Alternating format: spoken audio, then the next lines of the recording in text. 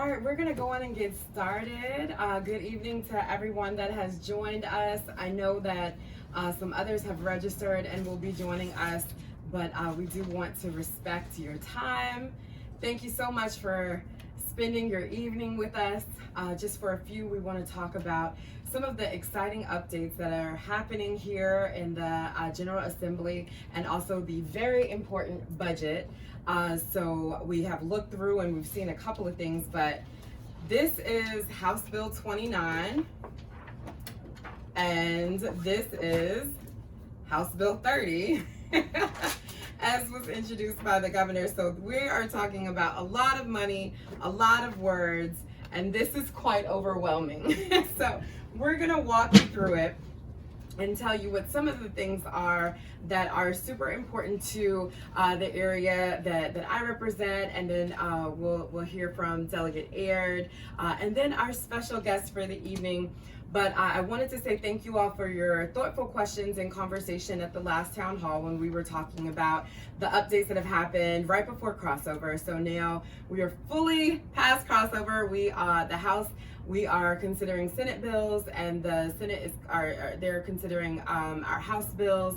So I'll have an update later on what my own personal legislation has been doing, but some really good stuff is coming out that really levels playing fields across workforce development. We have a lot going on with criminal justice reform, education, and lots of other things that you all have said are your priorities. But all of those bills are just philosophies and suggestions if those dollars are not behind it. And so that's why the budget is really important. So I'm Delegate Marcia Price. I represent the 95th District. Yes, and I am LaSharice Aird. I have the great pleasure of representing the 63rd District. I want to give my appreciation to Delegate Price for allowing me to participate in this webinar this evening to talk with you all. I also am just thrilled because it's not easy to break down the elements of the budget. As she has shown, they are very large documents, the largest bill that we will vote on this session, but it's really one of those things that you can feel, you're impacted by, and so having this information so that you can understand exactly what is in it is just truly important. So I'm excited about the conversation tonight. And do you want to highlight maybe one of your bills that just passed out the Senate? Sure. So I have the great pleasure of representing both the city of Petersburg, the county of Dinwiddie, and parts of Chesterfield. And so much of my legislation this session has tried to take an approach of improving the lives of the folks in those areas. One bill that I'm extremely excited about, Delegate Price has just described that all of our bills are over in the Senate, and so this bill in particular, the Senate has looked favorably upon the last 3 sessions at minimum, but the House has never passed it, and so now we are in a position where the House has passed it and the Senate has just passed it, so I'm deeply excited. This is my legislation that's fondly known as Ban the Box, and this is legislation that would codify the practice that is actually already occurring here at the state level in the Commonwealth, which says that you cannot ask questions on your state employment application about criminal history. The only instance where your criminal history can be referenced is if you are being offered a position. Now, this would not apply to sensitive positions that deal with money and or any position that's still sensitive in nature, but this is one of those first steps to remove barriers that individuals feel that have a criminal past of just being fully considered for jobs that they otherwise would qualify for. So I'm deeply excited about that. Awesome. And so now we want to, we'll get back to some of the other bills as we dive into the dollars, but the crux of our conversation again is going to be on the budget. The budget is comprised of 2 bills in the House.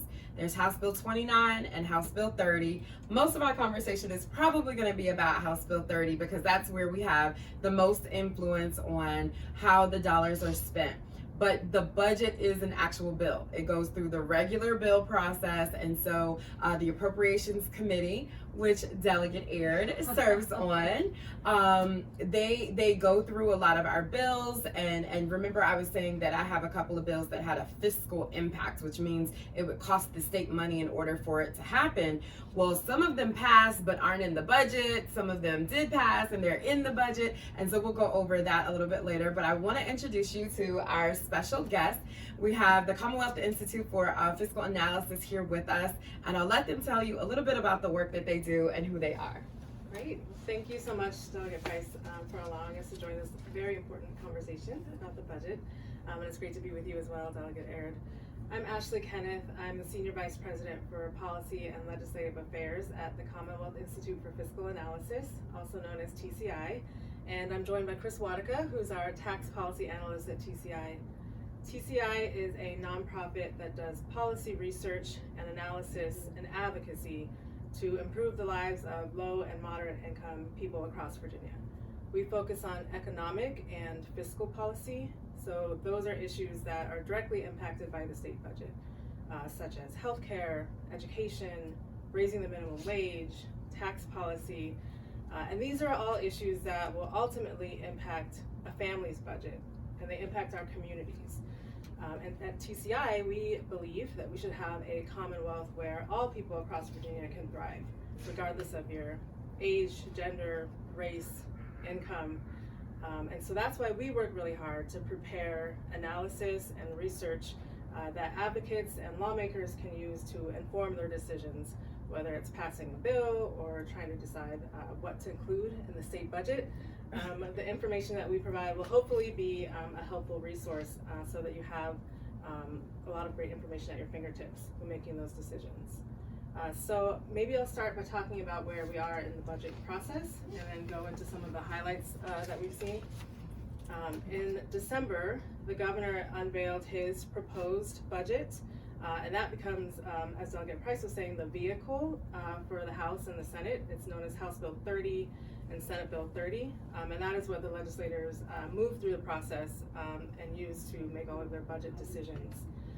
January through February, the money committees in each of the chambers, so that's the House Appropriations Committee, which Delegate Aird is a member of, and the Senate Finance and Appropriations Committee hold hearings throughout the state. They listen to their constituents about their priorities, and then they also accept proposed amendments to the budget from delegates and senators on and off of the money committees. And then the money committees consider all of this feedback that they've gotten, they consider the amendments, and then develop their own proposed package of amendments. And they release these on what we fondly call Budget Sunday, which was this past Sunday. And now the House and the Senate both have an opportunity to vote on this package of amendments tomorrow. Yep. And so the same process happens again in the House and the Senate.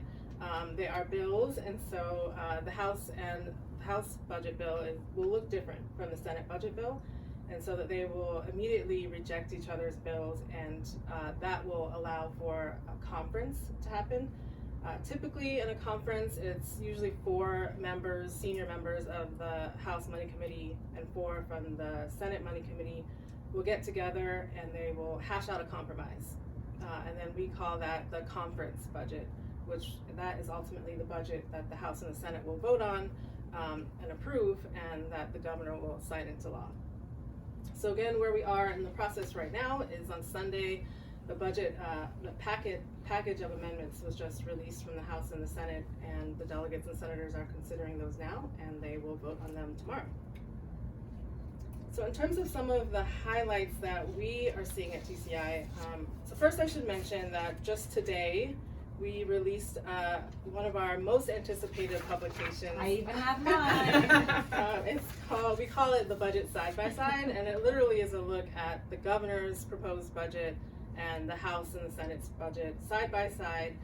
We don't look at every line item because, as Delegate Price showed you, there's quite a lot, but we do pull out some of the key areas and priorities that we consider key, at least at TCI, and highlight the differences between each of the budgets. And so just to remind you, the introduced budget is what came out in December that the governor put together. And then the House and the Senate, we made some changes to those. And so those are the 3 versions. And so just to add on to what Delegate Price has said, so you'll often hear us talk about budget amendments that we have introduced. And we usually draw on those from requests from our constituents or organizations that we represent. Those are those changes that she's referencing that we have made to each body's version of the budget. So I'll talk a little bit about the areas of healthcare and education, and then Chris, again, is our tax policy expert, so he can talk about tax and revenue. In terms of healthcare, there are actually a lot of really exciting changes and proposed changes that we are noting. If you remember, a few years ago, the General Assembly voted to expand Medicaid, and that's working. Over 380,000 people to date have been able to access their health care because of Medicaid expansion.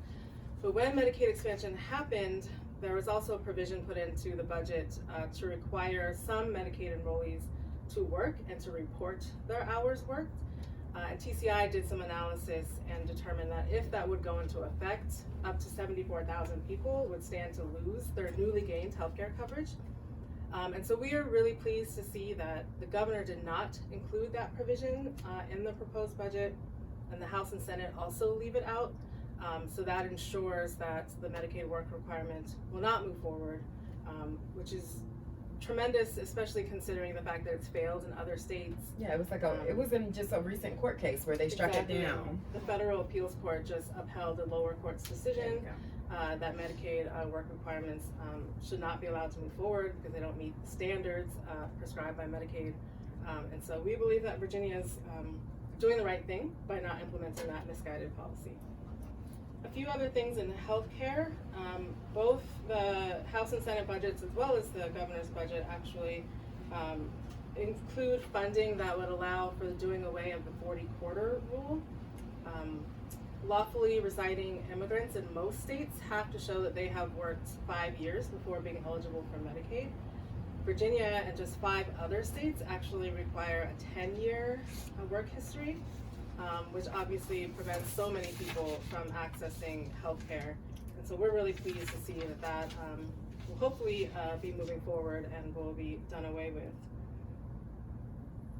The House and the Senate, although the years are a little bit different in terms of what years they fund this, they both included home visiting in their budgets. Home visiting has been shown to really benefit pregnant women and women who are postpartum, who are at risk, and so it provides an opportunity to give them some support, which has been shown to increase school readiness and decrease depression, and it's overall a really great thing for reducing maternal mortality.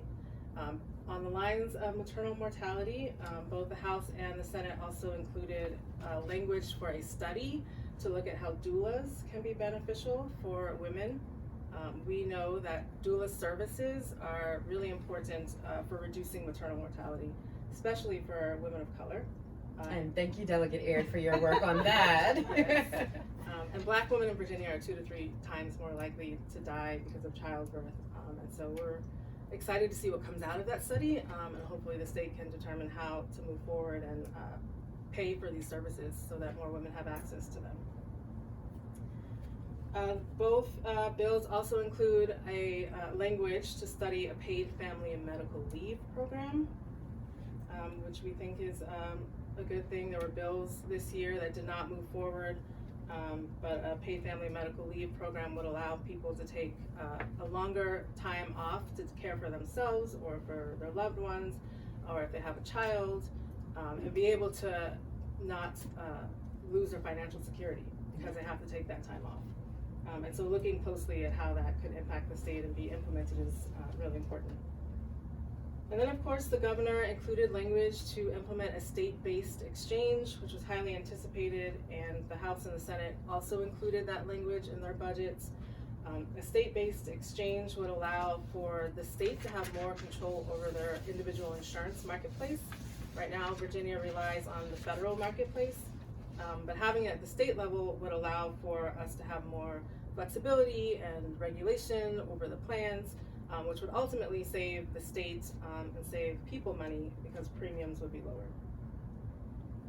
In terms of education, Late last year, the Virginia Board of Education prescribed their standards of quality, and they said that the state would need to put forward $2 billion in order to adequately fund education. And that was billion with a B? $2 billion. Okay. That $2 billion did not make it into the governor's budget or the House and Senate budget.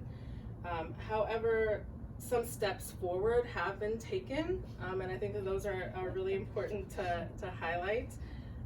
One of the things that the Board of Education proposed was the creation of an equity fund that would help to direct money towards the students who need it most, so low-income students in high poverty areas in particular.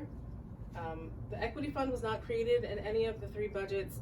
However, there was increased funding for the at-risk add-on program, which does the same. It directs money towards low-income students and students who need it most. The governor put in $140 million increase for the at-risk add-on program, which is about half of what the Board of Education said is needed, but the House actually did a little bit better than that and dedicated $156 million. And so we're excited to see that step move forward, and hopefully it will be expanded upon. Yeah, and I'll just add in that the other step that was taken towards forming the equity fund is there's language included in the budget that merely asks for school divisions to start letting the state know how they're actually using their dollars and the three pots that would then become the equity fund.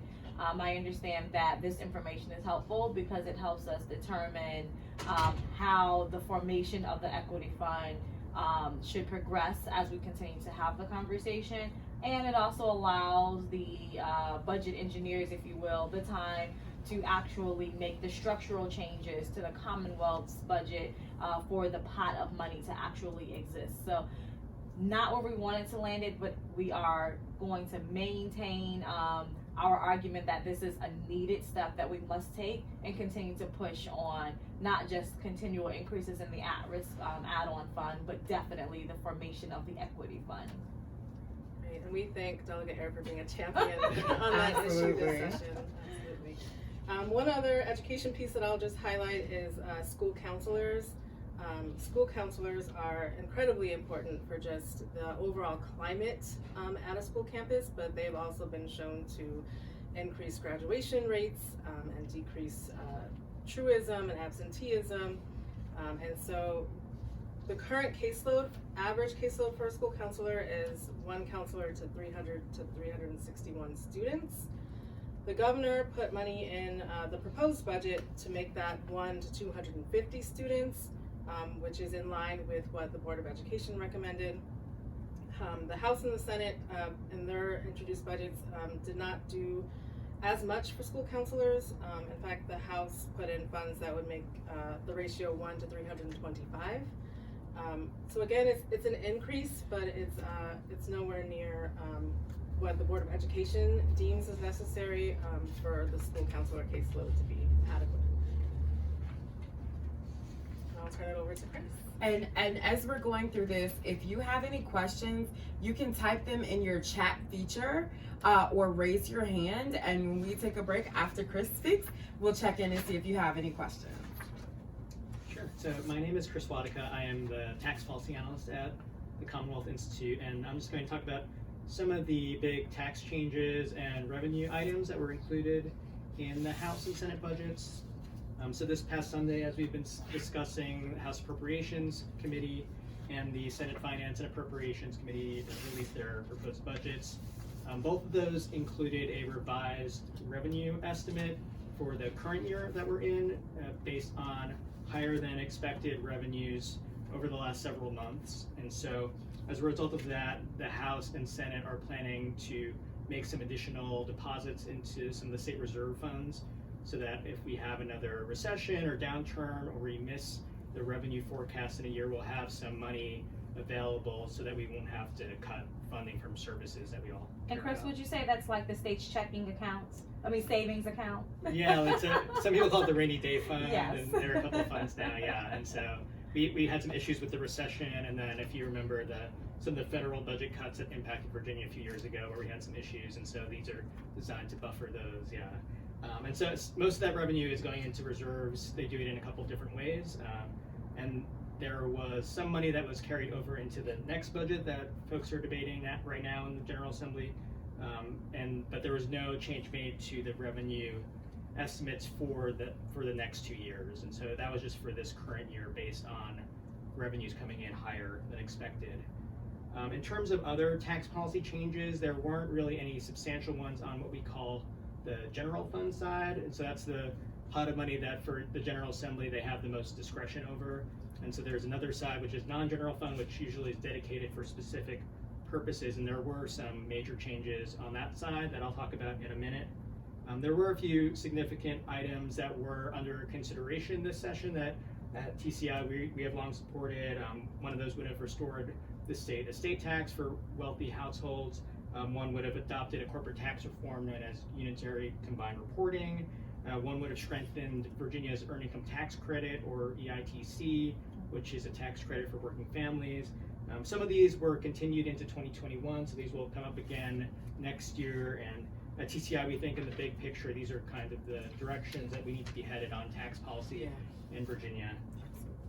So to get back to what was included in the budget on the non-general fund side, one of those was related to state fuel taxes, which are directed towards transportation parts of the budget, and then also some changes on cigarette and tobacco taxes, which go toward healthcare priorities here in Virginia.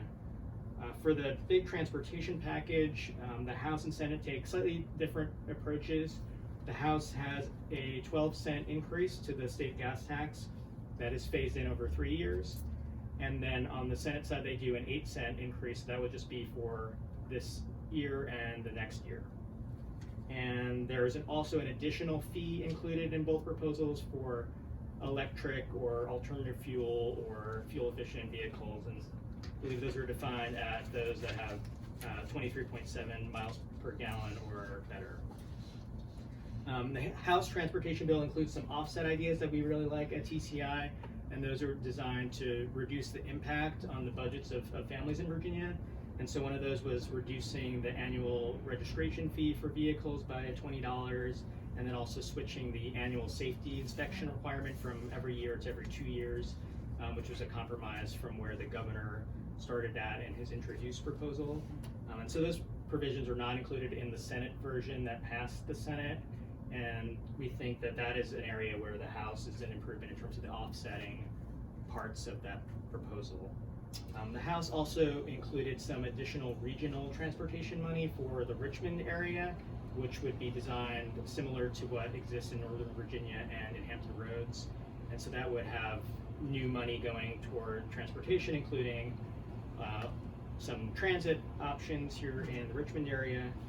The Senate took a different approach where they adopted a regional fuels tax in all the parts of Virginia that don't currently have that, and so that would provide additional regional transportation money to parts of the state that don't currently have that funding stream. And then on cigarette and tobacco taxes, both the House and Senate basically stuck to what the governor proposed, which was to take us from 30 cents per pack to 60 cents per pack, and that would take us from being ranked 50th in the country to about 44th, I think. And then there's some corresponding increases on other tobacco products and a 6.6 cents per milliliter tax on liquid nicotine. And as I mentioned earlier, all the money from cigarette and tobacco taxes in Virginia is dedicated to the healthcare fund, which goes toward healthcare, specifically Medicaid. And the rest of the tax actions that were in the budget were relatively minor changes to tax credits. So one example is the research and development tax credit was bumped up slightly because it has a cap. And so both the House and Senate included that, and that was a more minor item. And then as Ashley mentioned, the conference process will begin, and so depending on where that shakes out will determine where the tax options end up.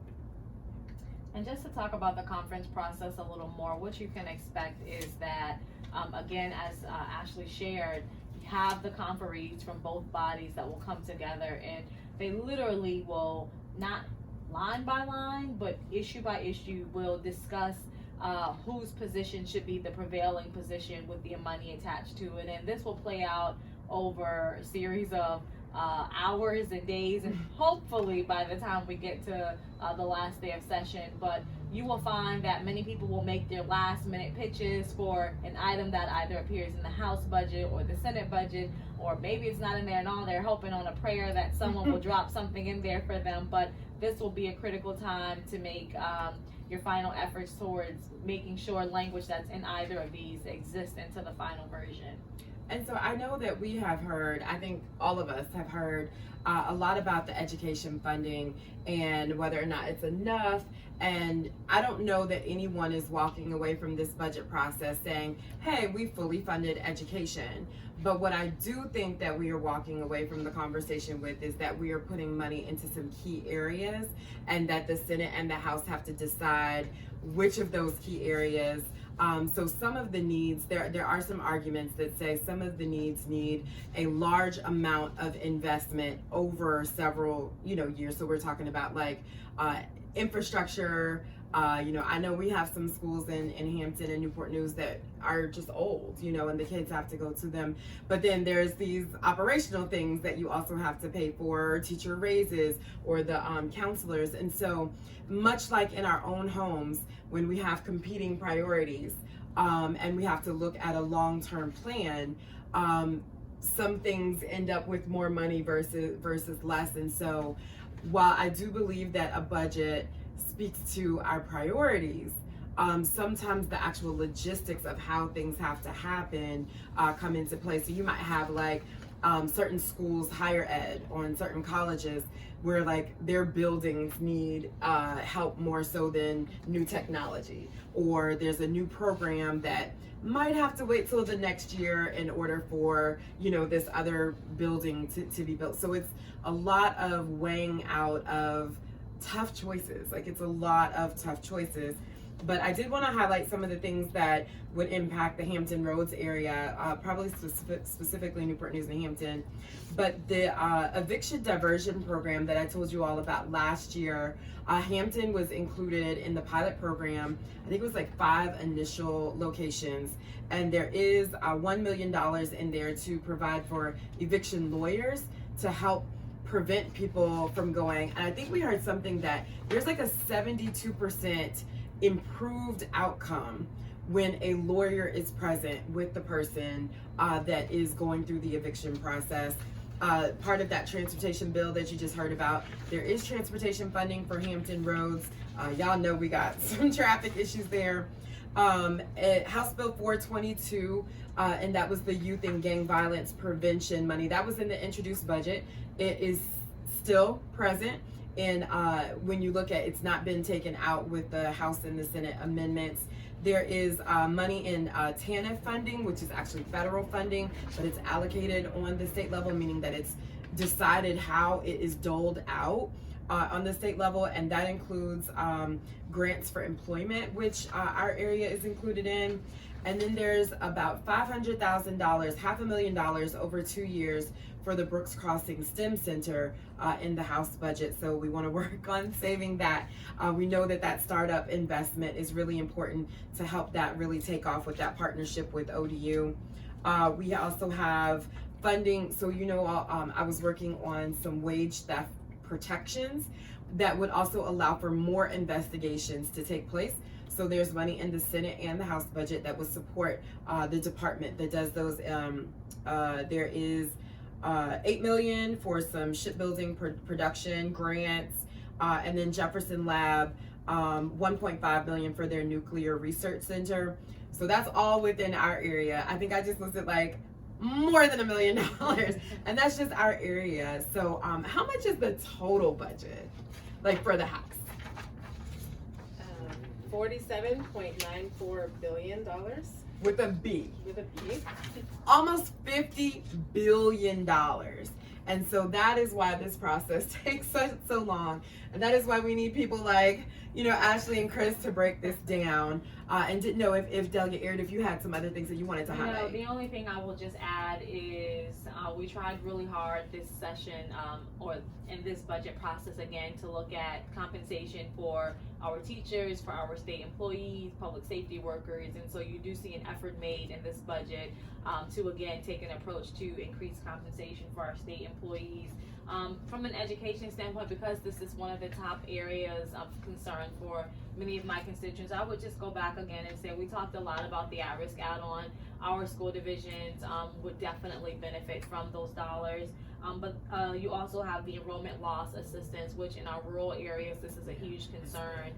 And so you'll see that there was $12.2 million included in the House budget, not in the Senate, so we have some work to do there, but this is an additional push of giving some more money to areas that are really hurting because of the loss of students. And this is something else that's not mentioned in the House version, but it is in the Senate. We've talked a lot about school construction and the quality of the school facilities that our students are attending. And this is particularly important in impoverished communities. You should not go to school and then feel less than because of the quality of your classrooms and or the resources. And so in the Senate, they did include $55 million for the school construction grant program.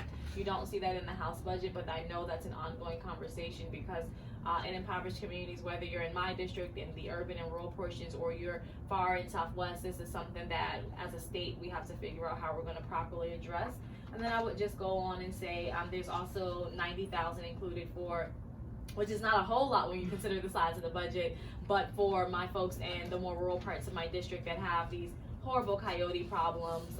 We have the $90,000 for a position around wildlife management, which would be just a huge help because we have representation on the western portion of the state, but not on the eastern side where we are. And I've heard many stories about the growth of the coyotes in our community and the impact that's having on our farmers and even some of our domestic animals, if you will. And so I could go on and on, but I think those two areas and just the fact that I think you hear from all of these folks that you want to know what someone cares about, follow what they do with their money. And so we're having all of those conversations and continuing to advocate for the issues important to Virginians all over it. Yeah, and I would just add too that it's through the entire lifetime. So we have, the maternal mortality money that is trying to help make sure that the moms and the people that are having babies are good and reducing the infant mortality, all the way through to folks that are home care health care workers and the anticipated raise in the minimum wage for some of the work that they do with our more elder population and everything in between, whether it's workforce development to make sure that our folks out Southwest, as one industry may be phasing out, are they being trained for the new jobs of the future? And then gun violence prevention is something else that we have been working on, and there are gun violence prevention grants through DCJS that were in the introduced budget that did not quite come out the same in either the House or the Senate. And so there's all of these things that we've discussed that we just have to kind of just make our case for why something is one important. battle at a time. Right, because if let's say that you want more funding in this issue A, well, what are you taking that from? Because the budget in Virginia has to be balanced. So whatever you see about budgets happening in DC, it is very different in Virginia. It has to look like your balanced budget and your checking account. You can only spend what you have, here in Virginia. And so if you're gonna call me and say, hey, we need $1 million more in this, I'm gonna ask you, okay, where should we take it from? Because that is literally the conversation that we're having to have at this part of the process. And then after this is passed, we will hear back from the governor when we come back for reconvene session on April 22nd, and that will be the last vote when we respond to some of the suggested changes there. And then we can start looking at maybe some changes that we need to the front end of the conversation. So Chris, I was gonna ask you a question before we get to any of our questions. Long-term thinking, right? Because we can only spend the amount of taxes and revenue that we have. What are some things that we could do And I think you may have touched on some things that you guys want to see more of. But can you go back and say some of those taxes or some of the taxation parts? Because you get your money by taxes, and then we spend it through the budget. So what can be some way that we can get even more money to be able to spend on these priorities? Sure, that's a great question, Delegate Price. So a couple that I mentioned earlier that did have legislation attached to them this year. One was bringing back Virginia's estate tax, which we had for many decades, and then it went away in 2007, I believe. And there have been proposals in the past to bring it back. And because it is tied to the federal estate tax, it really only affects the very, very wealthiest estates. I think it's under 0.1% of all estates, and so that would bring in some additional revenue, and a number of states still have them, and they're receiving revenue from this. The other one I mentioned is something called combined reporting, which is kind of a technical corporate tax reform that a number of states have been adopting in recent years, even states that people think of as being conservative, because a lot of states see that there is a problem with corporations that are able to shift money around in certain ways and not pay their fair share of taxes. And so I think this is something that Virginia lawmakers have more interest in now, and I think if we do it right here in Virginia, that would also bring in some additional revenue. And then one that I didn't mention, but that we would like to see happen going forward, is doing something to our individual income tax in Virginia, because it is pretty out of date. For those of you who don't know, the top tax bracket in Virginia starts at over $17,000, and so someone who has an income of $1 million and someone with a taxable income of $18,000, they're paying the same marginal tax rate. Insane. And we've had that in place since it was passed in 1987 and phased in. So 1990 was the last time that was changed. And so doing something on that where we better reflect the incomes that people have nowadays compared to where we were in the 80s, I think would generate some new revenue, and it would correct some of the imbalance in our tax code, because right now we're relying on a relatively flat income tax, and then we have sales taxes and gas taxes and things that tend to be more regressive. So families with lower incomes tend to pay more of those as a share of their budget. Right. And if you all remember that I gave a speech from the floor last year when we were talking about the tax conformity bill, and I held up the chart, it really showed that people with lower incomes pay a higher rate in some instances when you take into account the sales tax and all of the taxes that a person pays navigating their life in Virginia. I think it was like 9.7 when everybody else was closer to 7. And so it's just kind of like, wait a minute, you know, and really think, yeah, where it's like, you know, if a budget talks about our priorities, then how we tax people also speaks to what we value, what our priorities are. So that is an important conversation that we can have after we're done with this session, moving into next session. So we want to ask Morgan, are there any questions in the chat for us? Michael Carter would like to know thoughts on a tax credit for small businesses. That way you can promote more growth in those sectors. Do you all have any thoughts on that? Michael, you stumped us. I think there have been some proposals around things like this, and then it kind of goes back to what we were saying, where it's just a matter of finding ways to do it in a way that doesn't take away funding from other programs.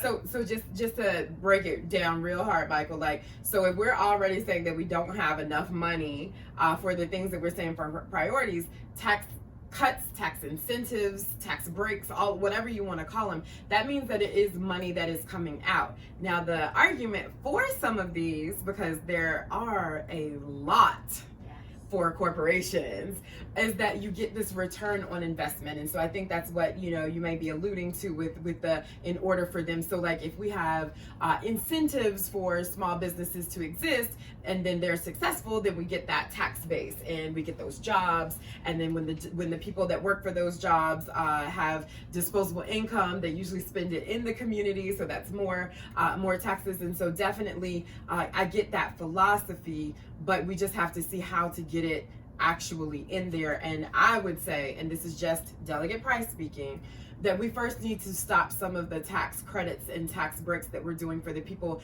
that can afford to pay more taxes in those larger corporations, when we've already, Amazon, gonna call it out, we've already done our fair share of getting them here, and we're continuing to give these tax breaks. I think if we were to shift the philosophy and the value of that, when they can definitely afford to pay their fair share of taxes, and then we do look at those tax breaks for the people that legitimately need those tax breaks in order to survive, in order for their business to thrive. And so that definitely sounds like a 2021 conversation that if you are my constituent, we can have that conversation over the summer and see what we can bring back to the House in the winter. Did you have anything to add? Are there any other questions? There aren't. Okay. Don't forget, add your questions if you have any in there. Are there any other points that you all want to bring out about the role of our residents really playing a part in what this budget process looks like? Yeah, well, first of all, I'll say that you can find our budget side by side online. It's on our website. It's the CommonwealthInstitute.org. It's also linked in all of our social media accounts, and if you're on our email list, you'll get it through your email as well. But I think that this will be a really good resource and a starting point for folks to really understand what's in each of the proposed budgets. And as we said, now is the time when the House Appropriations Committee and the Senate Finance and Appropriations Committee are deliberating. They presented their amendments.